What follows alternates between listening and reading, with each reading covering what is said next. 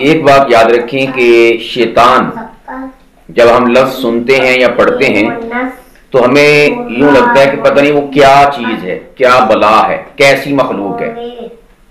تو شیطان ایک جن کا نام ہے، شیطان ایک ذات جن ہے۔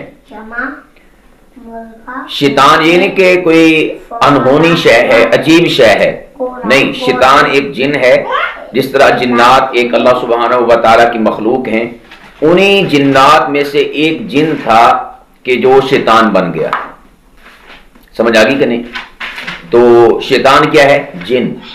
قرآن کریم میں اللہ پاک فرماتے ہیں کان من الجن، وہ تھا جنوں میں سے۔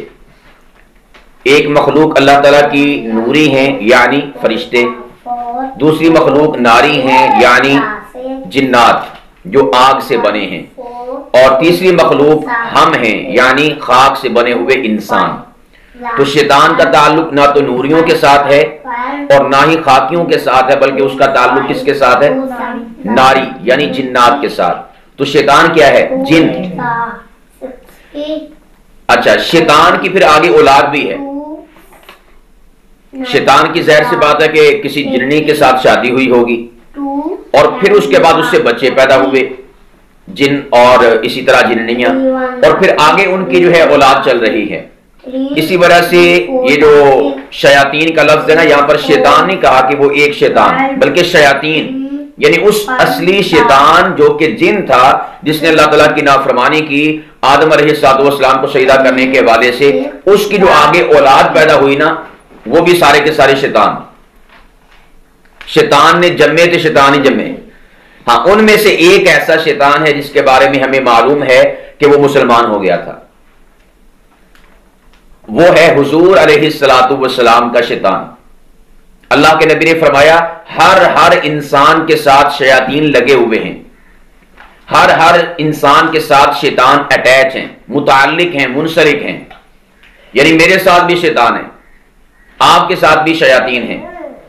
تو حضرت سیدہ عائشہ نے پوچھا یا رسول اللہ کہ جو آپ کا شیطان، اچھا حضور نے فرمایا کہ وہ جو ہر انسان کے ساتھ شیطان ہے نا، تو وہ شیطان اس انسان کو بدی کی تلقین کرتا ہے، برائی کی تلقین کرتا ہے، الٹے کاموں کی تلقین کرتا ہے۔ تو حضرت عائشہ نے کہا یا رسول اللہ جو آپ کے ساتھ شیطان ہے وہ بھی تانوں بدی اور برائی کی تلقین کرتا ہے، یعنی وہ بھی آپ کو الٹی راہیں بتاتا ہے؟ کیسا عجیب سوال۔ تو اللہ کے نبی نے فرمایا کہ اللہ تعالیٰ نے مجھ پر کرم فرمایا، اور وہ جو میرا شیطان تھا نا، اس پر مجھے دسترس عطا فرمائی، اس پر مجھے حاوی فرما دیا، اور میں نے اپنے شیطان کو کلمہ پڑھا کر مسلمان کر دیا ہے، اور اب میرا شیطان مسلمان ہو کر مجھے نیک راہیں بتاتا ہے، بری راہیں نہیں بتاتا۔ جو ساڈا شیطان نہیں مسلمان ہے، اللہ کے نبی کا شیطان مسلمان ہویا سکا۔ تو میں نے عرض کیا کہ جو پہلا شیطان تھا نا، یعنی وہ جو جن تھا جس نے نافرمانی کی، تو پھر آگے اس کی اولاد ہے، بچے بچیاں پیدا ہوتی ہیں۔ اس کے اوپر ایک کتاب ہے علامہ ارشد ثاقب صاحب کی، غالباً ارشد حسن ثاقب صاحب ہے یا علامہ ارشد ثاقب صاحب، میرے پاس پڑھی ہے۔ اس کا عنوان ہے، ٹائٹل ہے جنات اور جادو۔ اس میں جو شیاطین کی شادیاں ہوتی نا آپس میں، انہوں نے سارا پروسیس لکھا ہوا ہے۔ ایک عجب کہانی ہے ان کی شادیوں کی کہ وہ کیسے ہوتی ہیں، اور پھر بچے کیسے پیدا ہوتے ہیں، کیسے آگے بڑھتے ہیں، کیسے وہ نمو اور پرورش پاتے ہیں، یہ ساری کی ساری ڈیٹیل اس کتاب کے اندر موجود ہے۔ تو شیطان کیا ہے؟ جن۔ نمبر 2، شیطان کی آگے اولاد بھی ہے، تو جنی اولاد آؤ ساری دی ساری کیا شیطان دے ٹوٹے، ٹوٹیاں بھی نہیں، شیطان دی ٹوٹی، سارے شیطان دے ٹوٹے۔ سمجھ آ گئی؟ اور پھر ان میں سے ایک شیطان ایسا ہے جس کے بارے میں ہمیں پتا ہے کہ وہ مسلمان ہو گیا تھا، اور وہ کون سا شیطان تھا؟ نبی پاک علیہ السلام کا شیطان۔ ہر انسان کے ساتھ فرشتے بھی ہوتے ہیں جو انہیں نیکی کی دعوت دیتے ہیں، نیکی کا راستہ سلجھاتے ہیں، اور ہر انسان کے ساتھ شیاطین بھی ہوتے ہیں جو انہیں بدی اور برائی کی جانب گامزن کرتے ہیں۔ تو بتائیں آپ کے شیطان مسلمان ہوئے ہیں یا بیچارے کافری ہیں؟ ہاں، وہ سب سانوں پٹھے پاسے لوندے ہیں۔ اور ایک بات یہ بھی یاد رکھیں، شیطانوں کا تعلق صرف جنات کے ساتھ نہیں ہے کہ صرف شیطان جنہ وچ ہون، شیطانوں کا تعلق انسانوں کے ساتھ بھی ہے، یعنی انساناں وچ بھی شیطان ہوندے ہیں۔ قرآن کریم کی سب سے آخری آیت مبارکہ من الجنۃ والناس، ان شیاطین کا تعلق بھلے جنات کے ساتھ ہو بھلے ان کا تعلق انسانوں کے ساتھ ہو۔ تو اس آیت مبارکہ سے کیا پتا چلا؟ شیطان جنات میں سے بھی ہوتے ہیں اور شیطان انسانوں میں سے بھی ہوتے ہیں۔ تو اپنے بچوں کڑے کڑے شیطان، اس کی ایک سمپل سادہ سی میں نشانی بتا دیتا ہوں۔ یعنی یہ تو پکا ہے، کنفرم ہے کہ جنوں میں شیطان ہوتے ہیں، لیکن قرآن کہتا ہے کہ انسانوں میں بھی شیطان ہوتے ہیں۔ لیکن اب ہمیں کیسے پتا چلے گا کہ کون کون ہمارے معاشرے میں، انسانوں میں، ہماری سوسائٹی میں، ہمارے ہمسایوں میں، ہمارے گھر والوں میں، یا ہم میں سے کون کون شیطان ہے؟ اس کا کرائٹیریا کیا ہے، پیمانہ کیا ہے، سکیل کیا ہے، ترازو کیا ہے، ٹیسٹر کیا ہے، لٹمس ٹیسٹر چیک کرنے کا، وہ میں آپ سے عرض کر دیتا ہوں۔ اور وہ ٹیسٹر ہے جیڑا بندہ، گل بڑی پتے دی، جیڑا بندہ تے جیڑی بڈھی دو جڑے ہوئے رشتوں کے درمیان پھوٹ ڈالے، ان کو توڑنے کی کوشش کرے، سمجھ لو کہ وہ انسانوں میں شیطان ہے، انسان نما شیطان ہے۔ وہ ہیں جنات نما شیطان اور یہ ہیں انسان نما شیطان، یعنی انسانیت کے روپ کے اندر شیطان۔ سمجھ آگی کہ نہیں؟ یہ ہے کرائٹیریا انسانہ چی شیطان لبندہ۔ اسے کر کے ہماری زبان میں، ہماری لٹریچر میں اور ہماری گفتگو میں کہتے ہیں وہ بندہ بڑا شیطان ہے، او دے تو اللہ ہی بچاوے، لے شیطان آ گیا، پھر شیطان آ گیا۔ حالانکہ آیا کون ہوتا ہے؟ پا مقصود آیا ہوں حالانکہ آیا مقصود ہے، حالانکہ آیا چاچا چھیدہ با، لیکن اس کی آمد پر ہم کیا کہتے ہیں؟ لو پھر شیطان آ گیا۔ یہ کیوں کہہ رہے ہوتے ہیں؟ یعنی ہماری لٹریچر کی زبان میں اسے شیطان کیوں کہہ رہے ہوتے ہیں؟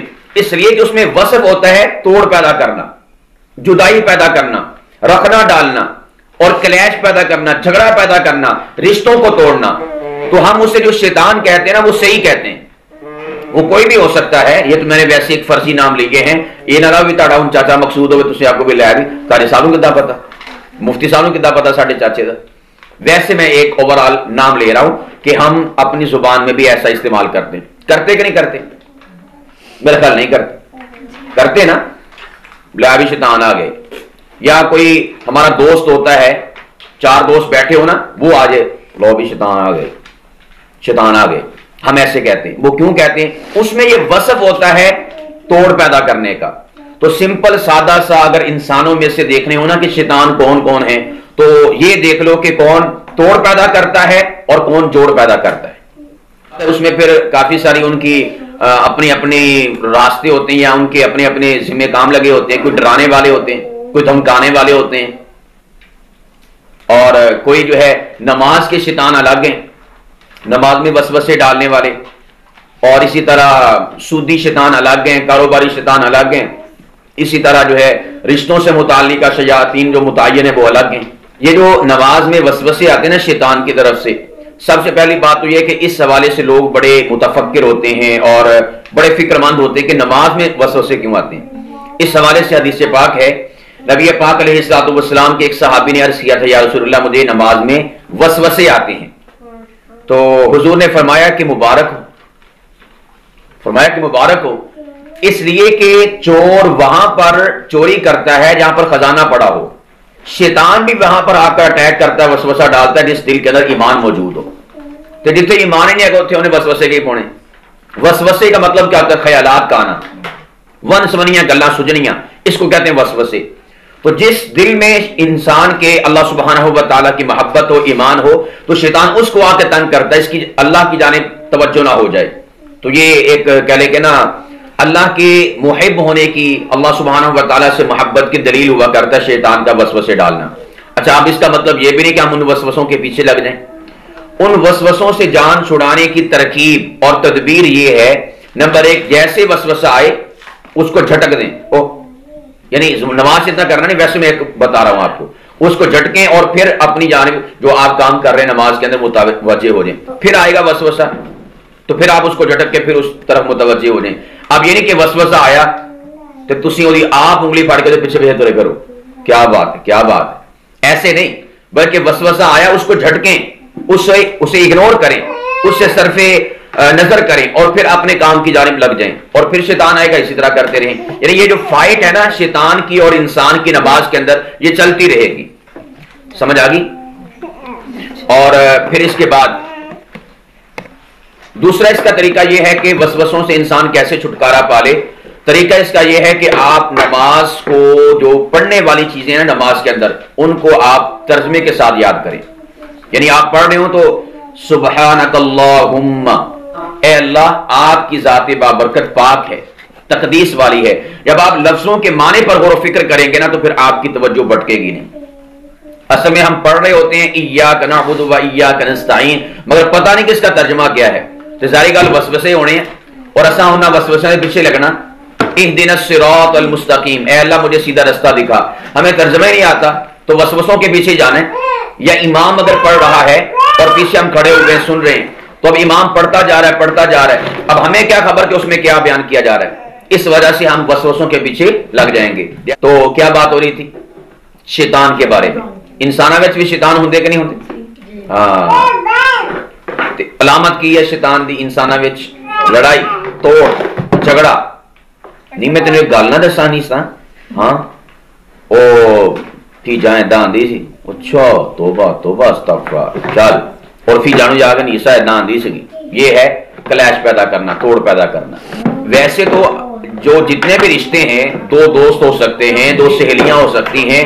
تینوں پتا انہیں کیا کیا تیرے بارے سے؟ وہ جناب والا مس نو دس دی پئی سگی. یعنی توڑ پیدا کرنا یہ تو ہے ہی.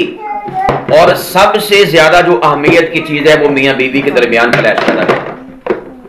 اور اس حوالے سے حدیث پاک آتی ہے، اللہ کے نبی نے فرمایا کہ ہر روز شام کے وقت شیطان کا تخت، جو اصلی شیطان ہے، وڈا شیطان، ابا جد امجد شیاطین دا، اور جنہوں کہتے ہیں نا خرات کھونڈا، مین شیطان جو ہے جس نے نافرمانی کی تھی، اس کا تخت لگتا ہے سمندر پر، پانیوں پر.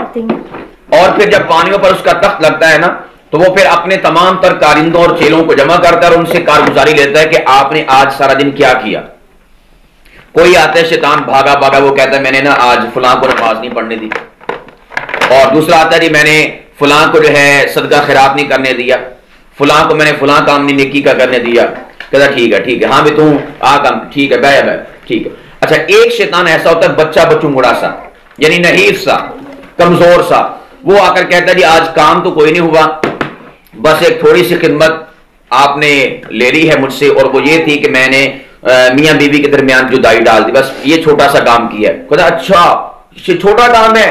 ارے پگلے ادھر آ، ادھر اتنا بڑا کام کر کے آیا. حضور کے الفاظ اللہ کے نبی نے فرمایا اس بچے بچونگڑے کو اس کام کرنے پر وہ اپنے تخت پر بٹھاتا ہے، اس کو شاباش شاباش کیا بات ہے، تھپکی دیتا ہے. اور تو نے ہی تو سارا کام کیا ہے.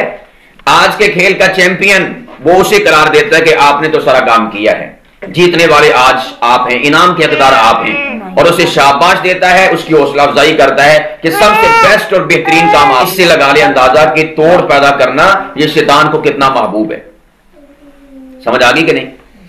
اور حدیث پاک میں آتا ہے نبی پاک علیہ السلام نے ارشاد فرمایا جب اللہ تعالیٰ نے صلہ رحمی کو پیدا فرمایا. صلہ کا مطلب کیا ہوتا ہے؟ ملانا. اور رحم کا مطلب کیا ہوتا ہے؟ رحم سے مراد ہے جو ماں اور باپ والے رشتے ہوتے ہیں نا ان کو آپس میں ملانا، جس کو آپ کلوزلی رشتے کہتے ہیں ان کو ملانا. تو اس کا معنی ہوتا ہے صلہ رحمی. جب صلہ رحمی کو پیدا فرمایا تو صلہ رحمی نے اللہ پاک کی بارگاہ میں عرض کیا کہ باری تعالیٰ مجھے تو لوگ توڑیں گے، مجھے تو لوگ توڑیں گے. تو اس موقع پر اللہ تعالیٰ نے فرمایا کہ اگر کوئی تجھے توڑے گا نا تو میں اسے توڑوں گا، اور جو تجھے جوڑے گا میں اس کو جوڑوں گا. تو آپس میں رشتوں کو ملانا چاہیے، نہ کہ ان میں کیا پیدا کرنا چاہیے؟ توڑ نہیں پیدا کرنا چاہیے. میاں بیوی کا رشتہ اتنی اہمیت کا حامل ہے کہ اگر اس رشتے کو بچانے کے لیے اور جوڑنے کے لیے انسان کو جھوٹ بھی بولنا پڑے تو جھوٹ بول سکتا ہے. یعنی بیگم نو جا کے کہنا نیفے دی بیگم نو کہ بھائی وہ نیفا تے بہت تیرنا پیار کردا، وہ بیچارہ رڑ گیا تے مر گیا، ہر ٹائم ہی اتھرو بہا بہا آنسو بہا بہا بیچارہ ادھا ہی ہو گیا. تے جا کے پھر نیفے نو آخنا لے بھی جڑی نیفا ہے گی نا کچھ نہ کچھ بیچاری کملی ہوئی پھر دی ہے.